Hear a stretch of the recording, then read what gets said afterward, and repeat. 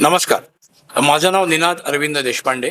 म्हणजे या मालिकेतील तुझ्या सोबतीने मालिकेतला अविनाश खानविलकर, म्हणजे मल्हारचा काका.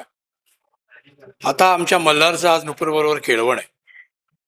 आणि माझं असं आहे की माझं कॅरेक्टर निगेटिव्ह आहे. म्हणजे मी मल्हारच्या विरुद्ध कारस्थानं करतो. माझ्या ताब्यात किंवा आधी माझ्या सगळी ताब्यात माझी कंपनी होती. मी घरातला मोठा मुलगा होतो. आणि माझ्या स्वभावामुळे, माझ्या दारू पिण्यामुळे किंवा माझ्या जुगार खेळण्यामुळे, माझ्या सगळ्या वाईट सवयीमुळे मला कंपनीतनं आणि कुटुंबातनं बाहेर काढलेलं आहे. आता तो परत आला आणि त्याला परत ते सगळं मिळवायची स्वप्न बघतो.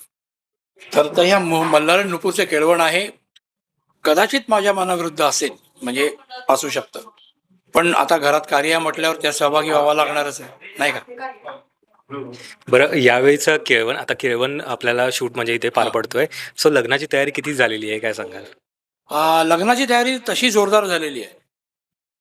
आणि एक कारण असं आहे की एक आमचं घराणं श्रीमंत आहे. आमच्याकडे मोठी कंपनी आहे आमची. तिचं घराणं गरीब आहे. त्यामुळे त्यांनी त्यांच्या पद्धतीने तयारी केलेली आहे, आम्ही आमच्या पद्धतीने तयारी केलेली आहे. आणि त्याच्यामध्ये माझी मुलगी म्हणजे माधवी निमकर, जी माझ्या मुलीचं, त्या मल्हारच्या बहिणीचं काम करते, तायडी, तिला हे मान्य नसतं. कारण तिला आता तीच सांगेल, जेव्हा येईल तुमच्यासमोर तीच सांगेल तिला काय वाटतं ते. पण त्यामुळे आमच्या कारवाया तशा चालूच आहे पडद्यामागे. बघूया.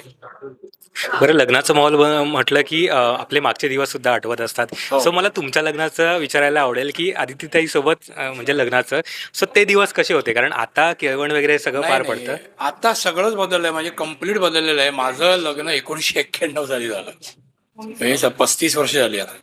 त्यावेळेला कम्प्लीट, म्हणजे त्या माझं पारंपरिक पद्धतीने लग्न झालं. म्हणजे वरात नाही, फक्त मला वरात आवडत नव्हती.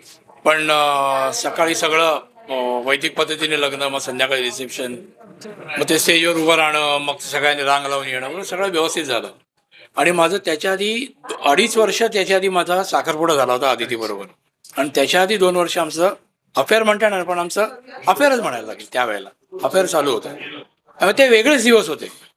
आणि आदिती आणि माझ्यामध्ये 10 वर्षाचं अंतर आहे. त्यामुळे काही दिवस मी आदितीला म्हणायचो की माझ्याशी वाद नाही घालायचा लग्नानंतर. कारण तू शाळा सोडलीस तेव्हा मी सुरू केली, तू शाळा सुरू केलीस तेव्हा मी सोडली. पण ते फार टिकत नाही होते, 2-3 वर्ष टिकते लग्नानंतर. मग सगळं लेवलला येतं, बरोबर लेवल होते आपले.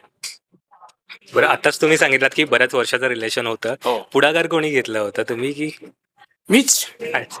मीच ही आमची ओळख आमच्या आविष्कार संस्थेमध्ये झाली. म्हणजे आम्ही दुर्गा झाली गौरी नावाचं नाटक करतो, बालनाट्य खूप गाजलं. 20-25 वर्ष चाललं होतं ते. 5-6 पिढ्या झाल्या त्यातल्या. मग त्यातली जी पहिली दुर्गा होती संध्या पोरेच्या, ती आता सांस्कृतिक कला केंद्राची चेअरमन आहे, चेअरपर्सन आहे संगीत कला केंद्राची. त्यामुळे त्याच्यानंतर आमची ओळख झाली साधारण 85-86 साली. 88 साली आम्ही एक दुर्गा झाली गौरी नृत्यनाट्य आम्ही 6 भागात केलं होतं दूरदर्शनवर. तेव्हा माझी ओळख झाली आदिती बरोबर. आणि त्याच्यानंतर मग मीच पुढाकार घेतला. म्हटलं एवढी साधी, खूप साधी मुलगी होती, आताही आताही. बरं, हे म्हणजे सुलभा मॅडम सोबत बोलणं झालं असेल, सो त्यांना कळल्यावरती त्यांची काय रिॲक्शन होती?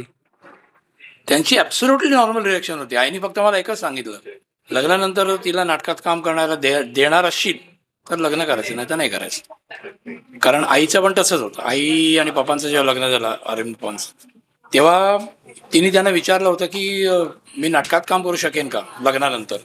तर पप्पांनी सांगितलं होतं, लग्नानंतर नाटकात काम करणार असशील तरच माझ्याशी लग्न कर, नाही तर नाही करायचं. कारण दोघेही नाटकातलेच. माझे आजोबा वसंतराव कामेकर, म्हणजे आईचे वडील, हे HMB मध्ये सिनियर रेकॉर्डिस्ट होते. आशाताई आणि लता दिदींची पहिली सुरुवातीची काही गाणी त्यांनी रेकॉर्ड केली होती. आणि आमचं खूप मोठं घर होतं त्यांचं. त्यांच्या हॉलमध्ये खूप मैफिली भरायच्या. म्हणजे सगळे बाबूजींपासून दशरथ पुजारी, कुमार गंधर्व सगळे गाऊन गेले तिकडे. त्यामुळे ते बाळकडू माझ्यात पहिल्यापासून होतं कलेचं. ते मला हे फील्ड नवं नाही आहे. कित्येक मुलं आता आमच्या सिरियलमध्ये जी पहिली पिढी आहे ती काम करणारी, त्यांच्या आईवडिलांनी कोणी काम नाही केलं. त्यामुळे कदाचित त्यांना थोडासा सुरुवातीला ऑकवर्डनेस येतो नवीन मुलांना. पण आमच्या वाल्याने नवीन मुलं खूप फॉरवर्ड धीट आहेत. त्यामुळे ते पटकन अडॉप्ट करतात. आम्हाला थोडा वेळ लागला, पण आता आम्ही सेटल झालेलो आहोत. तुमच्या लक्षात राहिलेली अशी एखादी आठवण जी तुमच्या लग्नातली?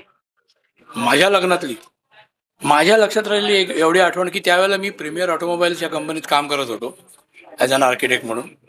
आणि माझ्या लग्नाला माझे सगळे व्हाईस प्रेसिडेंट, जनरल मॅनेजर ते सगळे आले होते, कारण ते पप्पांना ओळखत होते. असे सगळे लाईनीत उभे होते. माझा काका पण माझ्याच कंपनीत होता प्रीमियरमध्ये.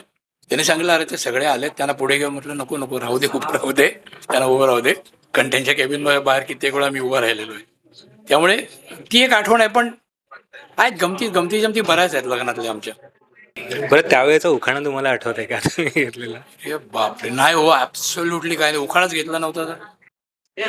उखाणा हा प्रकारच मला जमत नव्हता. नाही, अजिबात नाही. शूटिंग नॉर्मल असतं आमचं. पण आमचं काय असतं ना, आमचं 12-12 तासाची शिफ्ट असते. कधी 13 तास होते, कधी 15 तास होते. त्यामुळे आम्ही ते शूटिंग करत असतो. पण जेव्हा लग्नात एखादा सण, विशेष म्हणजे कुठलाही सण, आपल्या हिंदू धर्मामध्ये एवढे सण आहेत, 365 देव आहेत, आपण मानतो. त्यामुळे कित्येक सण आले ना, सण आले की जरा आमच्या दागदूग होते. कारण शूटिंगचं शेड्यूल वाढतं, शूटिंगचं टायमिंग वाढतं. कारण ते सगळं सागर संगीत करायला लागतो. नाही केलं तर मग प्रेक्षक पकडतात, हां तुम्ही हे असं नाही केलं, तुम्ही हे चूक केली, तुम्ही ती चूक केली. ते सगळं आम्हाला सागर संगीत व्यवस्थित करावंच लागतं कंपल्सरी. त्यामुळे खूप वेळ लागतो त्याला. त्यामुळे एक लग्नाचा जर अर्धा तासाचा एपिसोड असेल, आम्हाला साधारण 2 दिवस लागतात ते शूट करायला. बरं लग्नाचा माहोल आहे, इन्व्हिटेशन होऊन जाऊ द्या प्रेक्षकांसाठी. नमस्कार प्रेक्षक हो, आमच्या नुपूरचं आणि मल्हारचं आज केळवण आहे. काही दिवसांनी लग्न होईल. ते सगळं तुम्ही पाहायला आमची सिरियल पाहणं चुकवू नका. स्टार प्रवाहावर दररोज संध्याकाळी 6:30 वाजता.